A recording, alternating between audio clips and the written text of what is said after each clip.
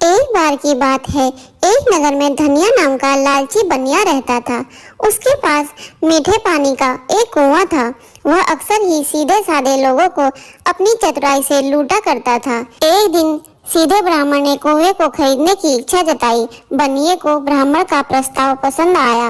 उसने मन में विचार किया, क्यों न कुएं के सारे ही लाभ उठाए जाएं। यह सोचकर बनिए ने वह कुआं उस ब्राह्मण को बेच दिया। अगले दिन ब्राह्मण उस कुएं से पानी भरने पहुंचा तो बनिया ने कहा, अरे ओ ब्राह्मण, रुको, तुम कुएं से पानी नहीं भर सकते।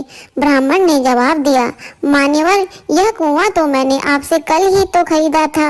अब इसका मालिक तो मैं हूँ, तो भला मैं स्वयं कुएं से पानी क्यों नहीं भर सकता। ब्राह्मण की बात सुनकर बनिया बोला, याद है, कुआं तो तुम्हारा ही है, लेकिन तुम इस कुएं से पानी नहीं भर सकते। तुमने मुझसे कुआं खरीदा है, कुएं का पानी नहीं। कुएं का पानी तो मेरा है। तुम केवल कुएं के मालिक हो, मैं कुएं के पानी का मालिक हूँ। अगर तुम्हें कुएं से पानी चाहिए है तो एक बाल्टी पानी के लिए 50 रुपए लगेंगे। यह सुनकर ब्राह्मण बहुत दुखी हुआ। ब्राह्मण दुखी मन से राजा के पास पहुंचा। उसने अपनी सारी बात राजा को बताई। राजा ने सारी बात पर ध्यान से सुनते हुए बनिया को बुलाया और पूछा, क्यों भाई बनिए, जब ब्राह्मण ने तुमसे कुआं खरीद लिया तो फिर तुम कैसे मालिक हुए कुएं के। राजा की बात सुनकर बनिया बोला, ब्राह्मण ही कुएं का मालिक है महाराज, लेकिन ब्राह्मण ने मुझसे केवल कुआं खरीदा है। उस कुएं का पानी का मालिक तो मैं ही हूँ। राजा बनिया की बेईमानी को समझ गया। उसने बनिए से पूछा, वह कुआं तो ब्राह्मण का है ना, और उस कुएं का पानी आपका है। राजा की बात सुनकर बनिया बड़ा खुश हुआ और खुश होकर बोला, जी महाराज।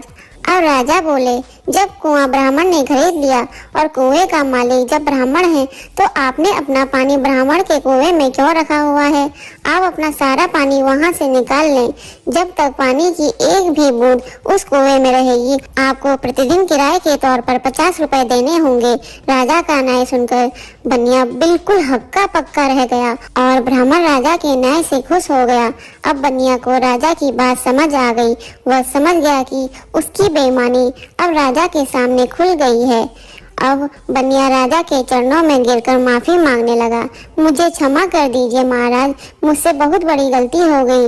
मैंने लालच में आकर ऐसा अपराध किया है और मैं भविष्य में ऐसा कभी कोई गलत काम नहीं करूँगा।